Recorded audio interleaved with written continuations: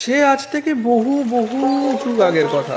জনপদের সুবিধার কারণে ব্যবসায়িক ক্ষেত্রে সমৃদ্ধি আসতে থাকে কাটোয়া জুড়ে। আমদানি ও রপ্তানির জন্য ভাগীরথী নদী ও অজয় নদের তীরে এই বন্দরের গুরুত্ব ক্রমেই বাড়তে থাকে। বিভিন্ন জায়গা থেকে বণিকেরা এই বন্দরে এসে উঠতেন বাণিজ্যের উদ্দেশ্যে। আর বণিকদের আসার সঙ্গে সঙ্গেই তাদের আমোদ প্রমোদের জন্য একে একে তৈরি হতে লাগলো বিভিন্ন বাড়ি, খাবার জায়গা এবং সব শেষে তৈরি হলো গণিকা পল্লী।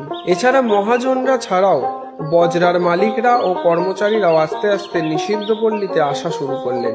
বর্গী আক্রমণের সময় কাটোয়া ও তার আশেপাশের অঞ্চলে বহু নারী বর্গীদের মাধ্যমে সম্মানহানি করে এই নিষিদ্ধ পল্লীতে চলে আসে, কিন্তু তাদের জীবন বড়ই একাকিত্বে ভরা ছিল। এই সব গণিকা ও রক্ষিতারা একটা অবলম্বন খুঁজতে শুরু করেন। সেখানে তারপর হঠাৎ একটি সাধু আসেন ও তাদের সবাইকে কার্তিক পুজো করার নির্দেশ দেন। তারপর যেন সে সাধু কোথায় অদৃশ্যই হয়ে যান। এই সাধু আসার ঘটনা গণিকাদের মধ্যে ছড়ালে সবাই মিলে তাদের বাবুদেরকে অনুরোধ করে তারা যেন কার্তিক পুজোর সম্মতি দেন, এবং বাবুরাও তারপর কার্তিক পুজোর সম্মতি দিয়ে বড় করে কাটোয়ায় কার্তিক পুজো শুরু করেন। কারণ পুরাণে কার্তিককে প্রজননের দেবতা হিসেবেই কল্পনা করা হয়। সময় পেরিয়ে যায়, সময় পেরিয়ে গেলেও পুজো চলতে থাকে এবং এইখান থেকেই শুরু হয় খোকা কার্তিকের পুজো, এবং কাটোয়ায় বিখ্যাত হয় কার্তিক পুজো।